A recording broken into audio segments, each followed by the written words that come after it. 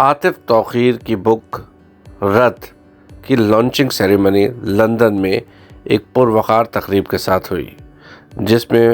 پاکستان سے لے کے UK کے ڈفرینٹ شہروں سے لوگوں نے کثیر تعداد میں شرکت کی اور اس بک کے بارے میں اپنی رائے بتائی۔ لیکن عام بات یہی ہے کہ جب بھی کہیں کوئی قدر موجود ہو یا کوئی نظریہ یا مفروضہ وہ طے پایا ہو اور معاشرہ اس پر یقین رکھتا ہو،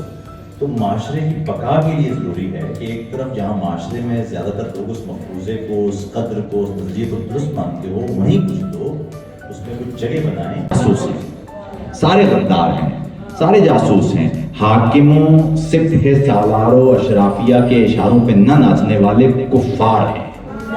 عاطف توقیر نے RRR نیوز سے بات کرتے ہوئے اپنے خیالات کا اظہار کیا۔ معاشرے میں ہم دیکھ رہے ہیں آج کل ٹالرنس کی ختم ہو رہی ہے، چیزیں ختم ہو رہی ہیں، کیا یہ اس بک کے اندر بھی کچھ اس کی چیز ایسے دکھیں گی ہم کو؟ دیکھیے، رد شاعری میری زندگی کے سارے کام پر مبنی ہے، اس میں متنوع گفتگو ہے، اس میں سماج سے متعلق موضوعات بھی ہیں، انسانی جذبات سے متعلق موضوعات بھی ہیں، مذہب بھی زیر بحث ہے، سماج کے دیگر شعبہ جات وہ بھی زیر بحث ہیں، اور خاص طور پر جو انسان کے اندر کے جذبات ہیں، ایک شاعر، ایک فنکار، وہ اپنے معاشرے کو کیسے دیکھتا ہے، یہ اس کا موضوع ہے، تو اس میں سب کچھ ہے۔ لیکن خاص بات یہ ہے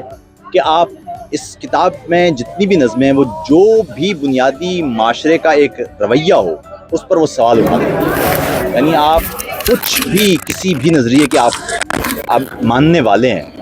آپ کا تعلق کسی بھی سیاسی جماعت سے ہے، آپ کا تعلق کسی بھی نظریے سے ہے، یہ آپ کو سوچنے پر مجبور کرتی ہے کہ آپ کسی بھی نظریے پر ہو، سوال کی طاقت سے اسے پرکھنے کی کوشش کریں، کیونکہ مضبوط نظریات سوال سے مضبوط ہوتے ہیں، بے شک وہ گرتے نہیں ہیں۔ عاطف بھائی، آپ کی جو شاعری ہے نارملی میں نے بھی پڑھی ہے اور لوگ بھی دیکھتے ہیں، آپ کو انقلابی ٹائپ کے شاعر آپ کو کہا جاتا ہے نارملی، اور آپ لوگوں کے جذبات کو بڑے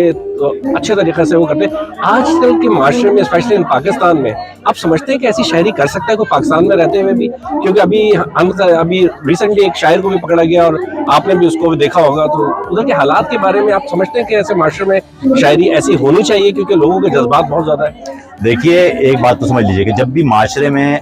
آزادی رائے متاثر ہوتی ہے تو سب سے زیادہ جو مضبوط کردار ہوتا ہے اس معاشرے کا، وہ شاعر ہوتا ہے۔ اس کی وجہ یہ ہے کہ شاعر کے پاس وہ ٹولز ہیں جو کسی نثر نگار، کسی صحافی کے پاس نہیں ہو سکتے۔ شاعر اپنی دور کی سچی تاریخ کا نمائندہ ہوتا ہے، اس کا کام ہے کہ جب معاشرے میں کوئی اور نہ لکھ سکے تو وہ چیزوں کو علامتوں کے، تمثیلات کے سپرد کر کے لکھ دے، اپنی سچی تاریخ لکھ دے۔ شاعر کا کام انسانی حقوق نہیں ہے، شاعر کا کام معاشرے کو تبدیل کرنا نہیں ہے، شاعر کا کام اپنی درست تاریخ لکھنا ہے، اور وہ آپ کو کسی بھی معاشرے کا ادب پڑھتے ہوئے، خاص طور پر شاعری میں، وہ آپ کو سچے اولیاء کی صورت میں نظر آتی ہے۔ تو رد بھی آج کے دور کا ایک سچا،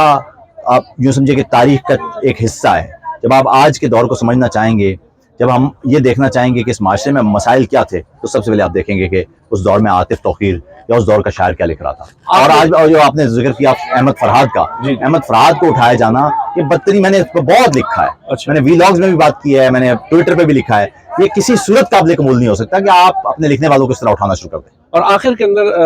کیونکہ آپ کا پروگرام بھی سٹارٹ ہونے والا ہے، ورنہ ہم لوگ اور بات بھی کرتے ہیں سر، اینڈ میں یہ بتائیے کہ اردو کیا آپ سمجھتے ہیں کہ از dining in a way of، کیونکہ یہ کلچر، میں ابھی امریکہ بھی گیا تھا، امریکہ کے اندر بہت کچھ ہو رہا ہے، کینیڈا میں بھی کچھ ہو رہا ہے، بٹ اتنا زیادہ نہیں ہو رہا ہے جتنا اردو کے لیے کرنا چاہیے یا ہونا چاہیے۔ آپ سمجھتے ہیں کہ اردو کے لیے لوگوں کو آگے بڑھنا چاہیے اور اپنے اس زبان کو اور زیادہ پروموٹ کرنا چاہیے اور چیزوں کو؟ دیکھیں، زبانیں پروموٹ ہونے سے بچتی نہیں ہے، نہ زندہ۔ دیکھیں، زبان زندہ رہنے کا صرف دو ہی طریقے ہیں، دو ایلیمنٹ، ایک اس کے اندر علم ہو، دوسرا اس کے اندر روزگار ہو۔ اردو جب تک یہ دونوں ایلیمنٹ مہیا کر رہی ہے، پاکستان میں اردو ایک ایسا ایلیمنٹ ہے جو معاشرے کے مختلف لوگوں کو روزگار بھی دے رہا ہے ایک خاص حد تک، اور ایک خاص حد تک علم بھی دے رہا ہے۔ اگر آپ اردو کو واقعی زندہ رکھنا چاہتے ہیں تو اس کے اندر مزید علم منتقل کریں، اس کے اندر جابز پیدا کریں۔ آپ اپنے علاقائی زبانوں کو زندہ رکھنا چاہتے ہیں، ان کے ساتھ بھی آپ کو یہ کرنا پڑے گا۔ ہمارے سامنے بڑی مضبوط ایک زبان ہے جو ڈیڈ لینگویج تھی، جو ہے عبرانی۔ اسرائیل نے اس مردہ زبان کو، جس میں کچھ نہیں باقی بچا تھا، اس کے بولنے والا شاید ایک بھی شخص نہیں تھا، اس کو ریوائیو کیا۔ اب اسرائیل میں کم سے کم آپ کو جاب بھی اسی میں ملتی ہے، علم بھی اسی میں ملتا ہے۔ آپ نے کسی بھی زبان کو کرنا ہو، آپ کا طریقہ یہی ہے کہ اس کے اندر علم پیدا کریں، منتقل ہو، دنیا بھر کا جدید علم اس کے اندر منتقل ہوا کرے، اور ساتھ ہی لوگ اس میں اسی میں جاب بھی کر سکیں. تو یہ اہم بات.